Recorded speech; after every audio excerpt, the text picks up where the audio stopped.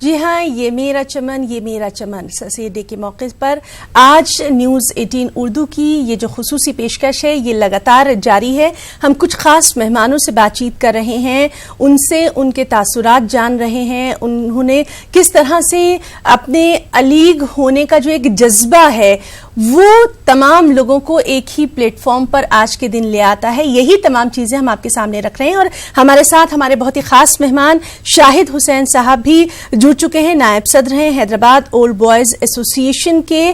शाहिद हुसैन साहब, न्यूज़ 18 उर्दू में आपका बहुत बहुत इस्तकबाल करना चाहेंगे। और जिस तरह से आपने जो एक पुरानी रिवायत रही है 17 अक्टूबर की, उसको हैदराबाद में भी कायम दायम रखा है, क्या कुछ आज के दिन आपके तासुरात? अस्सलाम वालेकुम। ये बहुत वसी मजमून है सर सैयद अहमद खान के ताल्लुक से।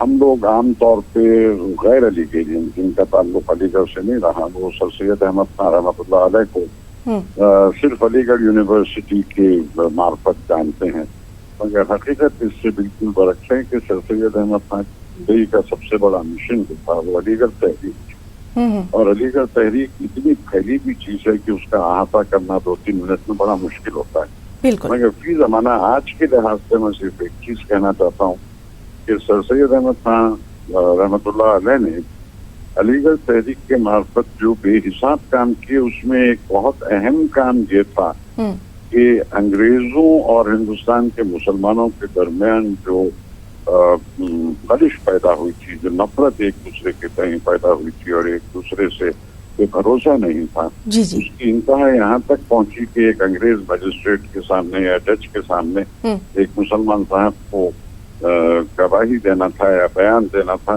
तो उन्होंने इनकार कर दिया। उन्होंने कहा कि गोरों की सूरत देखना भी हराम है, तो मुंह पे पर्दा डाल के उन्होंने अपना बयान दिया था। और सर सैयद अहमद खान ने उस नफरतों को दूर करने में बहुत बड़ा रोल अंजाम दिया, बहुत बड़ा उनका कारनामा है वो। तो अंग्रेजों से कहते थे कि मुसलमान इतने बुरे नहीं हैं जितना तुम समझते हो, और मुसलमानों से कहते थे कि अंग्रेज इतने बुरे नहीं हैं, और बड़ी मेहनत से और मुश्किल से उन्होंने उस खलिश को पाटने की कोशिश की।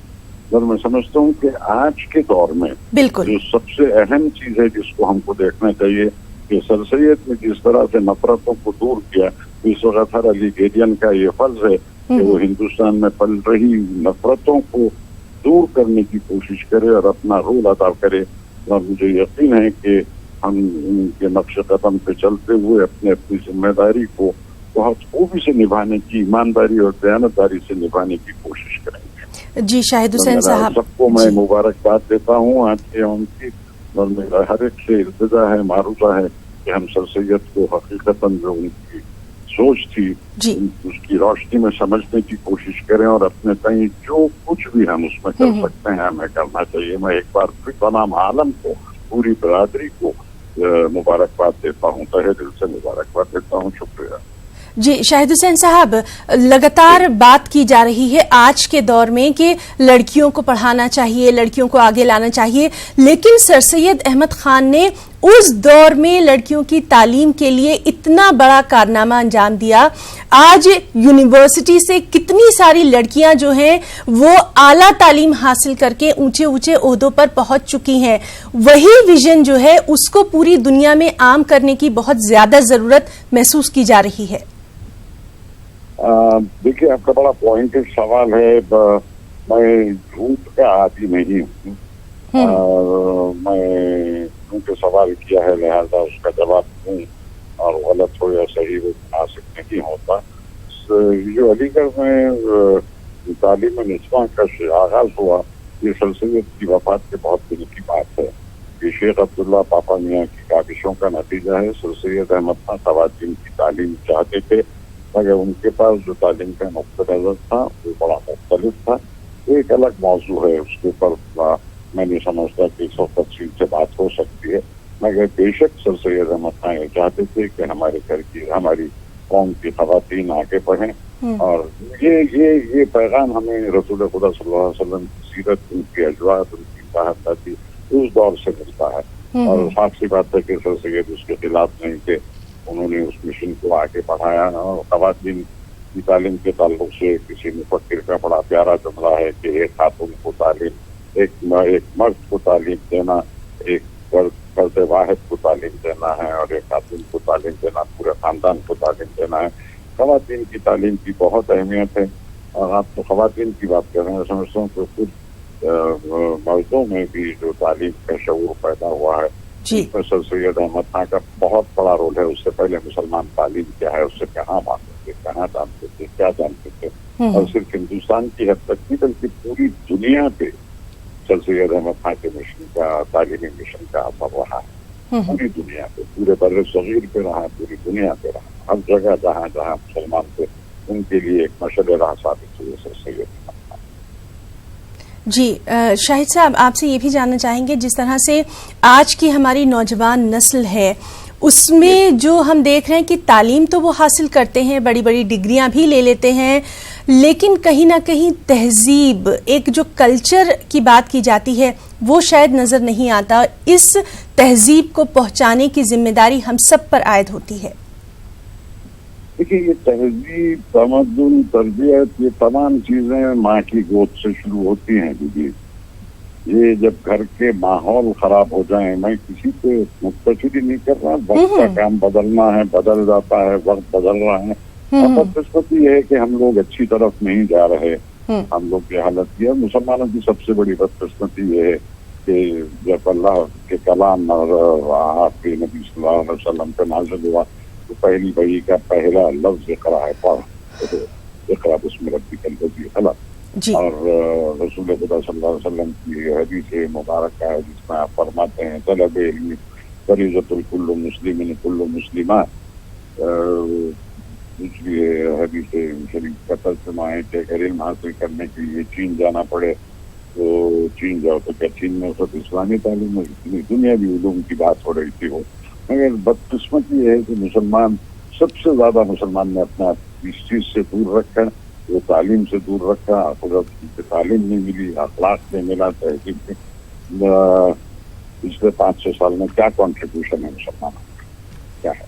अफसोस की बात है। मगर ये कि हर मुसलमान को इस चीज के ताल्लुक से सोचना चाहिए, समझना चाहिए, और अपने कहीं जो हो सकता है, जो हो सकता है, आप अपनी एक औलाद को भी अगर सही तरबियत दे सकें और उसको इल्म की अहमियत उसके दिमाग में डाल सकें और उसको अखलाक उसके बुलंद कर सकें।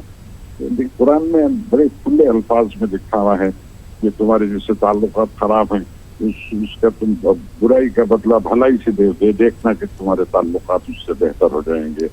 कई जगह पे आया है कि किसी से ताल्लुकात खराब हैं तो ज्यादा से ज्यादा सलाम करो, तुम देखना कि तुम्हारा गैर या दुश्मन तुम्हारा एक दिन बहुत अच्छा दोस्त हो जाएगा। हम इन तमाम चीजों से बहुत दूर हो गए हैं, बहुत दूर हो गए हैं हम लोग। जी हम लोग दूर हो गए हैं। जी शाहिद हुसैन साहब, तो हमसे बातचीत करने के लिए आपने जिस तरह से अपने ख्यालात का इजहार किया, आपका बहुत बहुत शुक्रिया अदा करना चाहेंगे। नाज़रीन, ये थे हैदराबाद से हमारे साथ शाहिद हुसैन साहब, नायब सदर हैदराबाद ओल्ड बॉयज़ एसोसिएशन के। और लगातार आज जो सर सैयद डे की मुनासिबत से जो तक़रीबात का आगाज़ किया गया है, जो तक़रीबात जारी हैं अलीगढ़ में, उनसे भी हम आपको रूबरू करवा रहे हैं। आपको बताएं कि आज सर सैयद अहमद खान की यौम पैदाइश की मुनासिबत से बाद नमाज फ़ज्र यूनिवर्सिटी की जामे मस्जिद में कुरान खानी का एहतमाम किया गया और मज़ार सर सैयद पर गुलपोशी की गई। इस मौके पर यूनिवर्सिटी के vice chancellor professor Tariq Mansoor, pro vice chancellor professor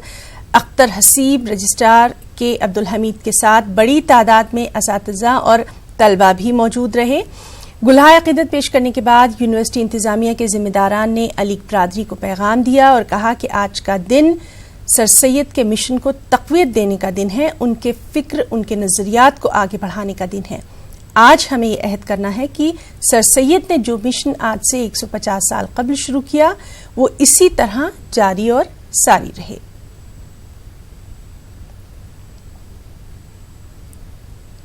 तो लगातार हम आपको खास diversity of entomopathogenic nematodes in UP under a UPCST project for his work on green synthesis of nanoparticles using plant extracts and microbial cultures. He collaborates with scientists from the USA, Canada, Switzerland, Spain, Poland, Czech Republic, Kazakhstan and China.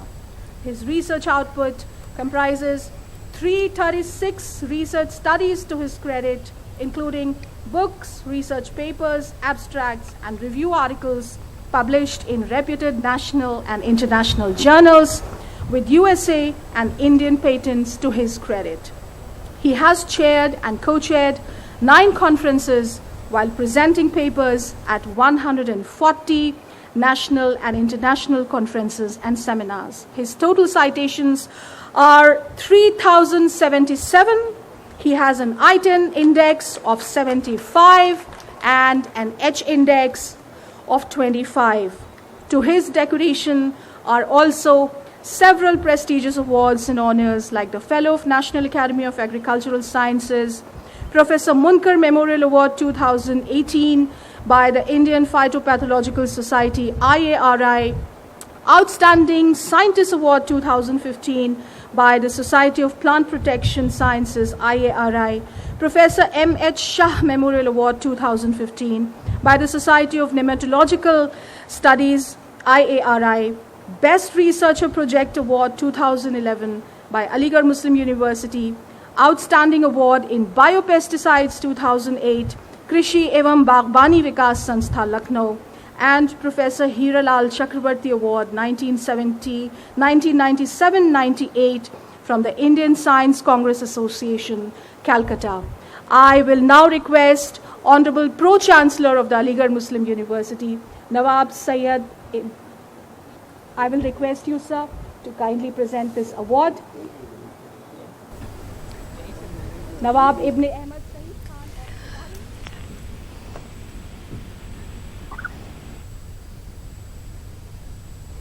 और नाज़रीन, हमारे साथ इस वक्त UAE से मशहूर RJ Fahad मौजूद हैं। चलिए फहद से भी हम अलीगढ़ के ताल्लुक से जो उनके तासुरात हैं, हालांकि वो कई बार अलीगढ़ से उनकी जो जज्बाती लगाव है उसका इजहार करते रहे हैं और रेडियो पर भी हम उन्हें खूब सुनते हैं। फहद, आपका बहुत बहुत इस्तकबाल करना चाहेंगे न्यूज़ 18 उर्दू में, क्या कुछ कहेंगे अपने खास अंदाज में?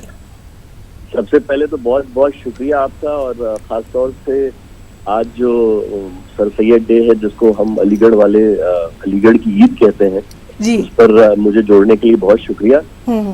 सर सैयद डे के बारे में कहने के लिए सिर्फ इतनी बात है कि वो जो एक शख्सियत है उसका हमें कितना एहसानमंद होना चाहिए और कितना ज्यादा उनका एहसान है हमारी कौम के ऊपर, इसका अंदाजा हर उस इंसान को देखकर आप लगा सकते हैं जिसके हाथ में आला हो या जिसके हाथ जिसने कुछ आर्किटेक्ट बनाया हो, जिसने किसी भी तरह से वो सोसाइटी में अगर हेल्प कर रहा है एक मुसलमान कौम की जानिब से, तो वो एहसान कहीं ना कहीं सर सैयद का है। तो ये एक बहुत बड़ा कहना चाहिए कि दिन है जिसको हम लोग लगातार जो है सर सैयद डे की तरह से मनाते हैं, और आपको भी बहुत बहुत मुबारक हो। बहुत बहुत शुक्रिया फहद जी। फहद, जिस तरह से हम लगातार बात कर रहे थे, जो पुराने जो लोग हैं उनसे हम बात कर रहे थे, तो सभी का ये कहना था कि तालीम तो बहरहाल दी जा रही है लेकिन कहीं ना कहीं कुछ कमी जो है वो नजर आ रही है। तो इस कमी को कैसे दूर कर सकते हैं हम, खासतौर से एएमयू के तनाजुर में अगर हम बात करें? देखिए, ओवरऑल अगर आप देखें जो एजुकेशन सिस्टम है इंडिया में, ये बात बहुत बार कही जा चुकी है कि हम एजुकेशन में टेक्नीशियंस बना रहे हैं। जी जी। हम चाहे वो इंजीनियर्स हो, डॉक्टर्स हो, वो एक तरह से अपने शोबे के टेक्नीशियंस हैं। हाँ। हमारे आसपास जो लोग रह रहे हैं उनका जो मेंटल स्टेट है या जो जिस तरह से हमारा ताल्लुक उनसे होना चाहिए वो हम अभी नहीं कर पा रहे हैं, और उसकी वजह ये है कि एजुकेशन सिस्टम में कहीं ना कहीं कुछ ना कुछ कमियां हैं जिसको हमें पूर्ण करना है। और जैसे जैसे वक्त हालात बदलते रहते हैं हमें इनोवेट भी करते रहना पड़ता है। जो पुराना तरीका था, ढर्रा था एजुकेशन का, वो अब बदल गया है, पूरी दुनिया में बदलाव आ रहा है, तो अलीगढ़ को भी इस बदलाव को देखना चाहिए। हाँ। अभी हाल ही में आपको याद होगा कुछ दिन पहले ही एक बच्चे ने अलीगढ़ में सुसाइड किया था। जी जी। तो वो इस बात को बतलाता है कि हमारी सोसाइटी के अंदर भी बहुत सारी चीजें ऐसी हैं, मेंटल स्टेट ऐसा है जहां पर बच्चे शायद कोप अप नहीं कर पा रहे हैं। हाँ। और लेकिन फिर भी जो आसपास के लोग हैं वो शायद इसको रीड नहीं कर पा रहे हैं, और अगर हम रीड नहीं कर पा रहे हैं तो हम शायद कहीं ना कहीं अपने एजुकेशन सिस्टम को फेल कर रहे हैं। हाँ बिल्कुल। तो उस चीज में बदलाव बहुत जरूरी है। जी फहद, आपने बहुत अच्छी बात कही कि एक आपसी लगाव, आपसी राब्ता बहुत जरूरी है। हमें याद है जो हमारे सीनियर्स होते थे उनके साथ हमारा खास रिश्ता होता था, और अगर आप याद करें तो जो एएमयू में जो इंट्रोडक्शन का जो एक सिस्टम था वो एक दूसरे को करीब लाने के लिए था, और बहुत सारी बात अगर हम कहीं कह नहीं पाते थे तो हम अपने सीनियर्स से, अपने ग्रुप से, और यहाँ तक कि अपने टीचर्स से भी हम ये तमाम चीजें शेयर कर सकते थे। वो शायद कहीं अब नजर नहीं आ रहा। जी हाँ बिल्कुल। एक तो सबसे पहली चीज, जो पहले हम लोग यूनिवर्सिटीज में पहुंचते थे, हॉस्टल में पहुंचते थे, तो एक ही कमरे में अलग अलग शोबे के लोग मौजूद रहते थे। हमारे सीनियर्स, कुछ जैसे मैं जब क्लास 11 में पहुंचा था, मुझे याद है मेरे एक सीनियर हुआ करते थे, वो मैकेनिकल इंजीनियरिंग में 4th ईयर में थे, एक मेडिकल साइंसेज में था। तो आपस में ही बहुत सारी ऐसी चीजें होती थी कि अपने शोबे के अलावा भी बहुत दुनिया पता चलती थी, और ये पता चलता था कि दुनिया में और क्या हो रहा है। और इसके अलावा जब सीनियर्स होते हैं वो हमारे इंट्रोडक्शंस लेते थे, उन लोगों के साथ एक राब्ता बनता था, और धीरे धीरे वो एक ऐसी बॉन्डिंग हो जाती थी कि हमें अपने शायद घर वालों की जरूरत नहीं महसूस होती थी कभी। हमारे सीनियर्स भी हमारे भाई भी होते थे, हमारे दोस्त भी होते थे, और हमारे गार्जियन भी हुआ करते थे। जी फहद, वो चीज अब कम हो गई है। हाँ फहद, आपसे ये भी जानना चाहेंगे, जिस तरह से वहाँ पर तालीम हासिल करने के बाद जब लोग आला मुकामात पर पहुँच जाते हैं और अच्छी अच्छी जगहों पर आ जाते हैं, उसके बाद एक ख़ास तरह की बॉन्डिंग जो है वो देखने में आती है। लेकिन अब इसी बॉन्डिंग को एक प्लेटफॉर्म देने की ज़रूरत है ताकि जो वीकर सेक्शन है, जो कमज़ोर तबका है, उसके बच्चों को हम कुछ ना कुछ हेल्प कर सकें, आगे ला सकें। जी हाँ बिल्कुल है। ये तो जो आप बात कर रही हैं ये बड़ी यूटोपियन बात है, हर आदमी यही चाहता है, लेकिन असलियत थोड़ा तल्ख है। सच्चाई जो है वो थोड़ा सा तकलीफ देने वाली है। अगर हम अलीगढ़ के जितने भी जो ओल्ड बॉय एसोसिएशन हैं अराउंड द ग्लोब, चाहे वो यूएई का हो, चाहे वो दूसरे ममालिक का हो, अगर हम देखें तो उसमें काम सिर्फ सर सैयद डिनर के ऊपर हो रहा है। सिर्फ इस बात पर हो रहा है कि चीफ गेस्ट कौन आएगा और प्रेसिडेंट यूएई उन एसोसिएशंस का कौन बनेगा, और उनको कब तक हट जाना चाहिए और कब नहीं हटना चाहिए, और फिर डिनर में क्या क्या मेन्यू रहना चाहिए। हमने एक जो सर सैयद का ख्वाब था, एक लार्जर पिक्चर को बहुत महदूद कर दिया, और ये बड़ी तकलीफ कुन बात है, बहुत तकलीफ देने वाली बात है।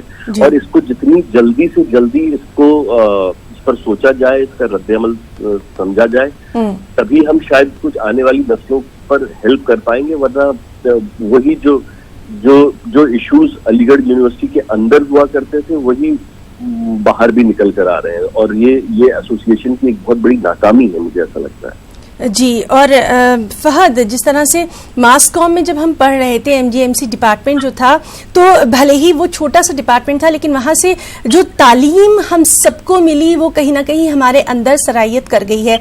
अब कल हमने देखा कि वहाँ जो मास कॉम के जो स्टूडेंट्स हैं उनके लिए एक ख़ास तोहफा उनको मिला है, तो ये उनकी तालीम को, उनके विजन को आगे बढ़ाने में काफ़ी मददगार साबित होगा। जी हाँ बिल्कुल।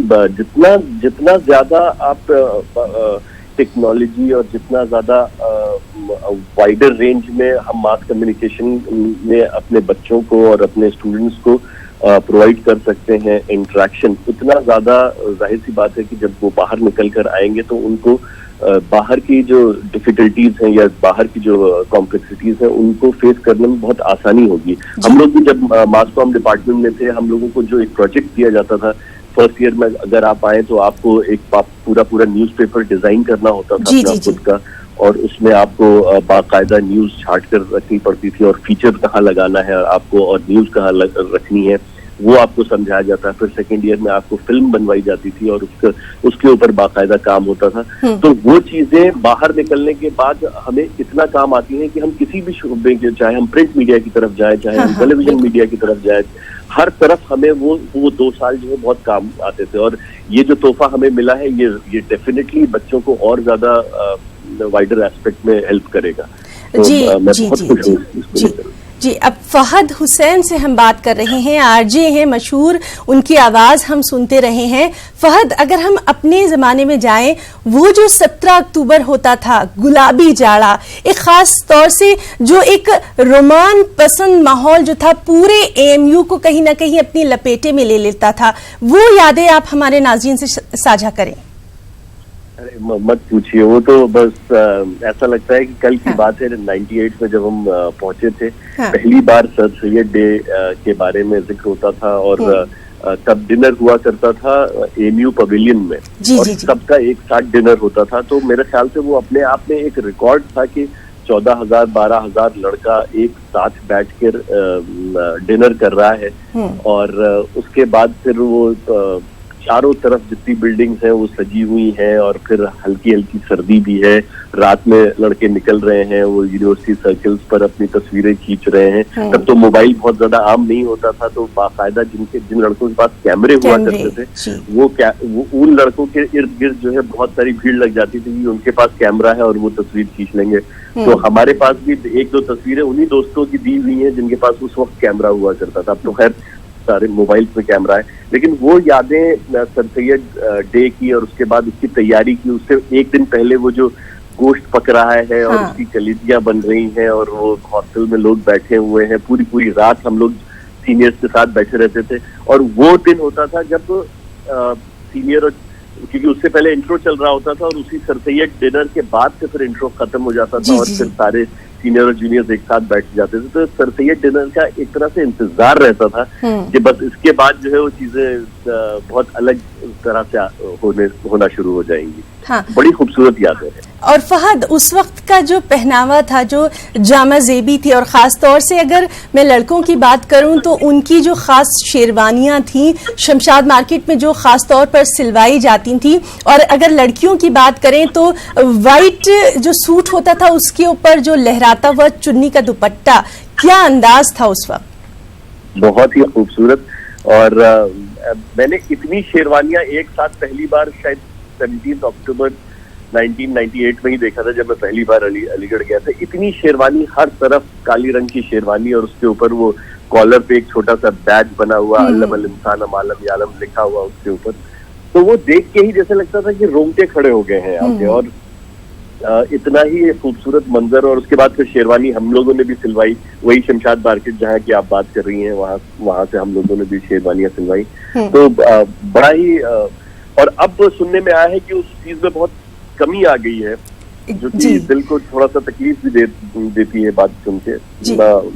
वो अपना एक कल्चर था, एक अपनी तहजीब था, एक पहनावा था जिसको पकड़े रहना हमारे लिए बहुत जरूरी है, हमारे एग्जिस्टेंस के लिए, हमारी हर चीज के लिए बहुत ज्यादा जरूरी है। जी फहद, क्योंकि आप यंग हैं तो मैं आपसे ये भी जानना चाहूंगी कि जिस तरह से हम अगर पॉलिटिक्स की बात करें, हमने भी अपने दौर में सियासत को देखा है। उस वक्त भी जो स्टूडेंट्स यूनियन है उसके इलेक्शन होते थे, बहुत जोशो खरोश के साथ हम लोग उसमें भी पार्टिसिपेट करते थे, बाकायदा जुलूस निकलते थे, वो जो तकरीरें होती थी वो आज भी हमें याद है।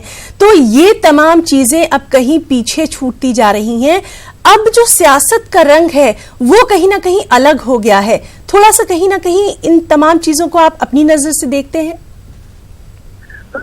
जी हाँ, बिल्कुल आपने बात सही कही। मैंने खुद स्टूडेंट यूनियन के इलेक्शन कंटेस्ट किए हैं सेक्रेटरीशिप के लिए अलीगढ़ मुस्लिम यूनिवर्सिटी में, और मैं तब भी यही बात कहता था, अब भी यही बात कहता हूँ। और मेरी बात को हमेशा अलीगढ़ में मेजॉरिटी में अगर देखा जाए तो उसको नकारा जाता था, लेकिन मुझे अभी भी लगता है कि बहुत ज्यादा जरूरी है अलीगढ़ की पॉलिटिक्स में नेशनल पार्टीज का इन्वॉल्वमेंट शुरू हो जाना, क्योंकि हम अब अपने आप को अलूफ नहीं रख सकते। आज जो दिल्ली में हो रहा है, जो जेएनयू में हो रहा है, जो डीयू में हो रहा है, उसका असर पूरे हिंदुस्तान में होता है। लेकिन हमारी जो स्टूडेंट यूनियन है, उनके जो मुद्दे हैं वो सिर्फ और सिर्फ कैंपस के अंदर के हैं, जबकि हम नुमाइंदे हैं पूरे मुस्लिम समाज के, पूरे हिंदुस्तान में जो मुस्लिम समाज है उसके नुमाइंदे हैं, और फिर भी हमने अपनी सियासत को महदूद कर रखा है। जी फहद, चूंकि वक्त की हमारे पास बहुत